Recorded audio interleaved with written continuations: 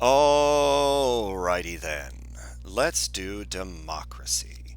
I know usually, um, yeah, I'm still not gonna do. Usually I don't do these sort of ones that are in like these blocks. I've been skipping a lot of those, and there's 10 things in here. I'm gonna skip a few of them. Some of them I am gonna bring up, but some of them I'm gonna skip.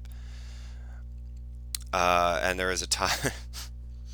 There's a playwright named Tom Stoppard. And wrote a play apparently in 1972 called Jumpers, and the quote is, "It's not the voting that's democracy; it's the counting," which is pretty funny. So yeah, so we're just going to get into that. Obviously, fairly important, as you know, I'm American, primarily audience. I'm assuming as American.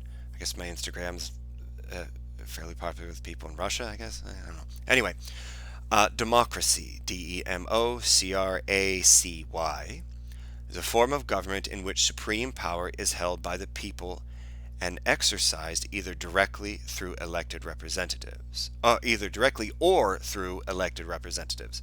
From the Greek for people's rule, although democracy comes in many forms and is the subject to differing interpretations, in the modern era the concept generally implies majority rule, minority and individual rights,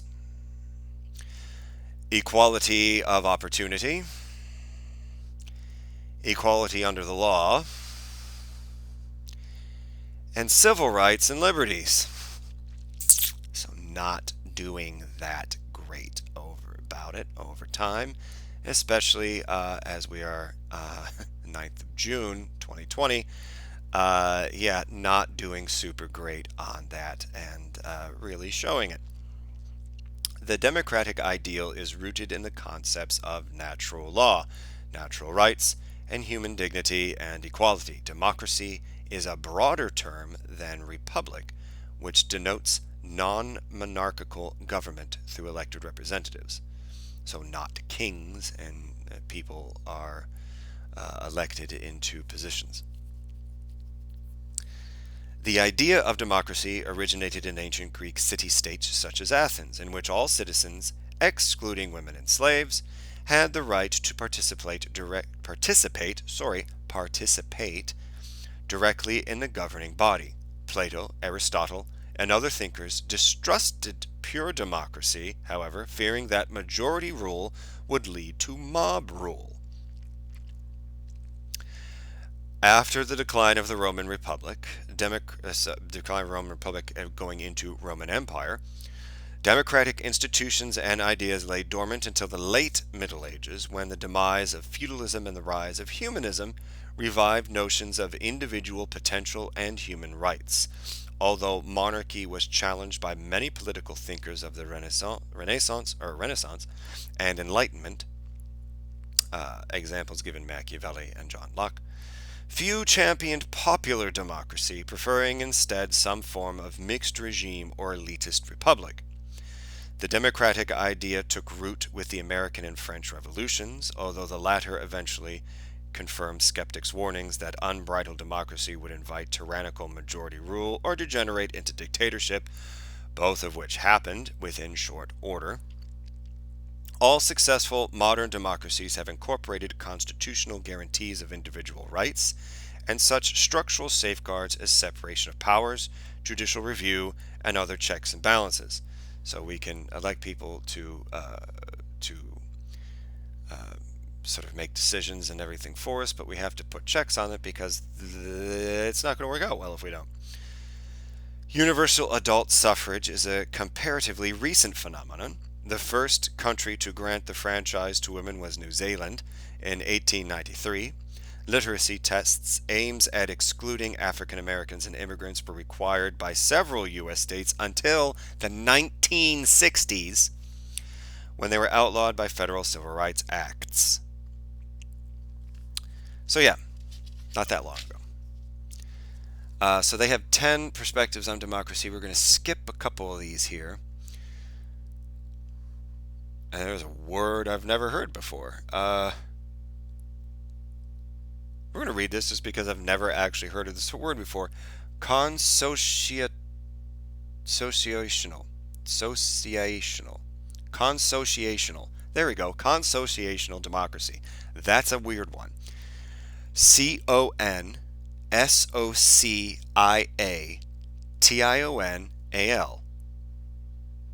Consociational.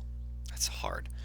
Is the form of government characterized by power sharing and proportional representation adopted in some countries that are split along ethnic, religious, or sectional lines, an alternative to majoritarian rule. We're just making up words as we go along, I guess. A coalition government addresses common issues. Autonomy is preserved in parochial, especially cultural affairs, and minorities whose representation in the government is proportional to or greater than their percentage of the population also have veto power.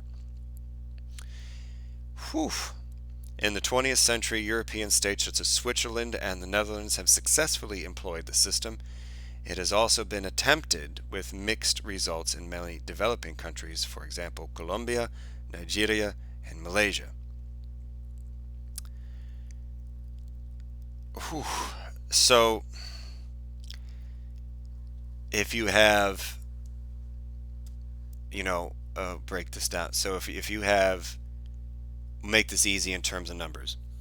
If everyone in your country is religious, and all of them take part in one of the three sort of Abrahamic religions, so Judaism, Christianity, Islam,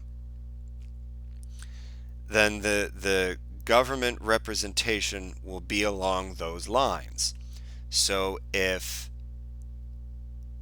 30% are Jewish, 30% are Muslim, and the remaining 40% are Christian, then there will be the government. There will be a 40. It'll be a 30-40 split in the government.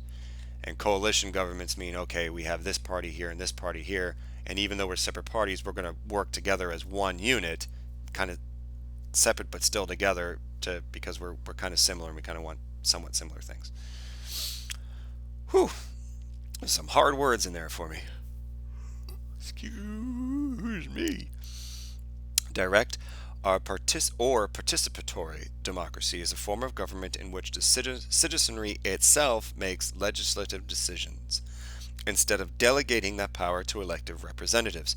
Often considered the purest form of democracy, the best known examples of such governance are the democracy of ancient Athens and New England town meetings.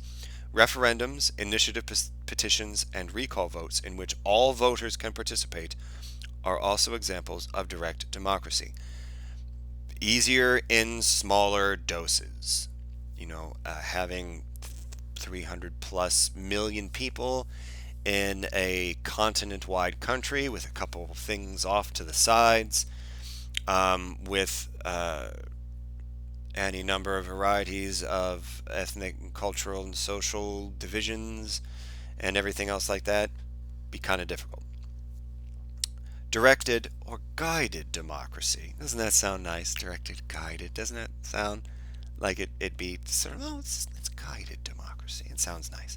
Is a term used to describe and defend rule by an individual or an elite group in the name of a populace considered unprepared for self-government.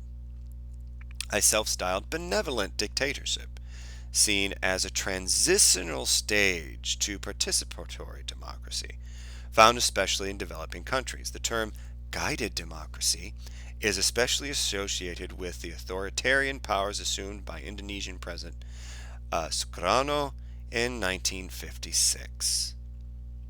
So, oh no, it's the same thing, very similar in communist Russia, USSR, and like Cuba and North Korea and things like that. Oh no, we're communists. We just have this really authoritarian regime to help guide it into where it's supposed to be. Again, okay. This is industrial democracy is almost more, looks a little bit like unions kind of thing. Denotes participation by workers in their firm's management decisions, particularly those concerning the terms and conditions of their own employment. Workers may be represented, often by their union delegates, on the firm's governing board or vote directly on decisions affecting them. Giving employees a proprietary interest in their work is promoted as a way to increase morale, prevent alienation, and minimize worker management conflict.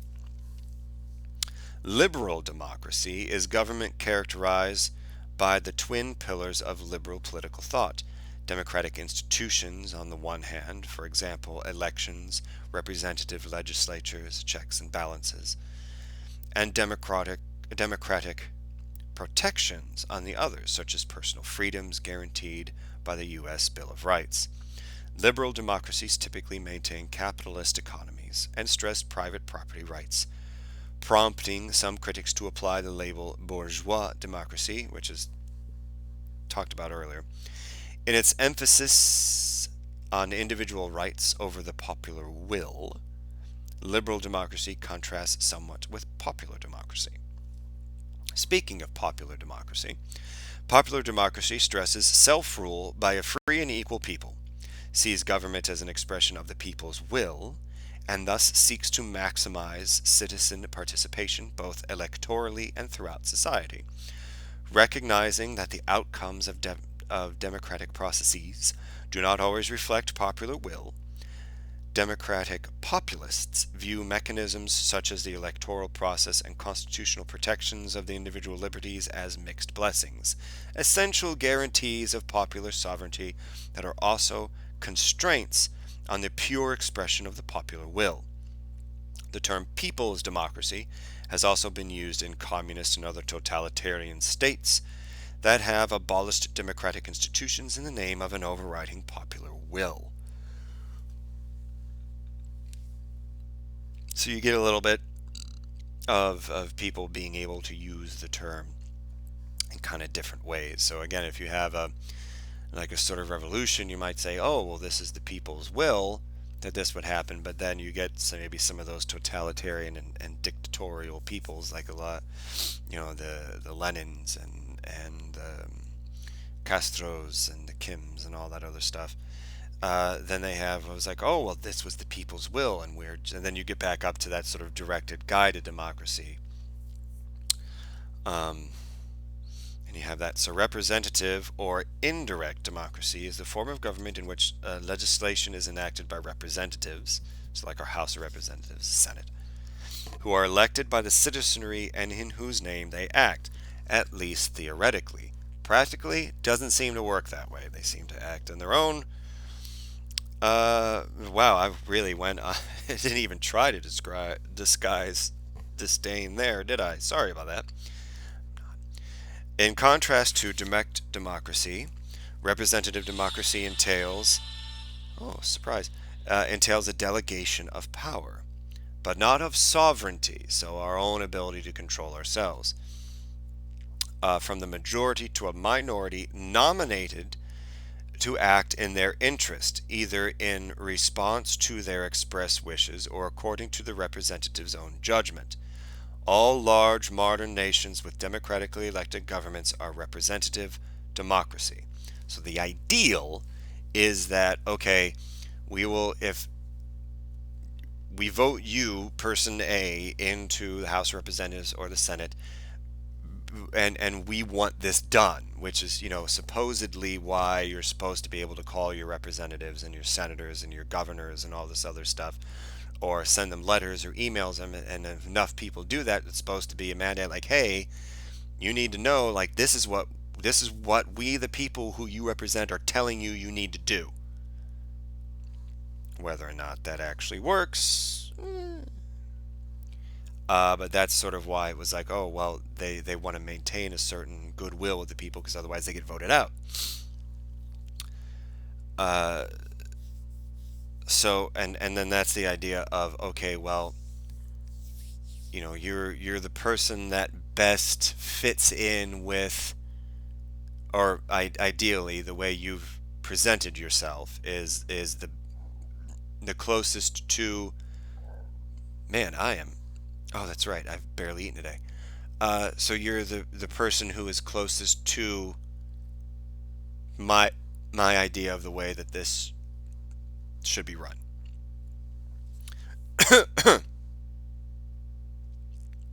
Excuse me. So, social democracy is the doctrine espoused by those who believe the goals of socialism, especially economic equity and social equity, can be achieved through democratic institutions via moderate redistribution of wealth within a mixed market economy in a welfare state. The Labour and Social Democratic parties of the United Kingdom and Germany, respectively, are the principal examples of post war social democratic political parties. In Britain, the centrist Social Democratic Party was born of a split in the Labour Party in 1981 and has since formed an alliance with the Liberal Party. So, we've got a little bit of that, thanks to especially Franklin Delano Roosevelt in the 30s trying to get out of the Depression. So, Medicare, Medicaid, Social Security, things like that would all be sort of examples of it. So, and the United States does not have one particular form of that. There's little bits of here and there and everywhere kind of put together for it, for good or ill, depending upon your perspective and the things that are chosen and done at the time. But there's also, this is one of the reasons why we teach things like this, so people can know what it is these things are. And then so if your politicians or someone are trying to argue one thing or another, be like, well, that's not exactly what this means. And then you can say, oh, well, if this person's saying this or doing that, then this is kind of goes into there and goes into that, so you can be more informed about how you're being represented and the decisions being made for you ostensibly. So it's good to know how those things sort of try to work out. All right, democracy in terms of that book. And again, I skipped a couple of the other ones because they're not really things that are going to come up too much, as far as I know, in terms of a civics class or a government class or maybe on tests or anything else like that. So have fun.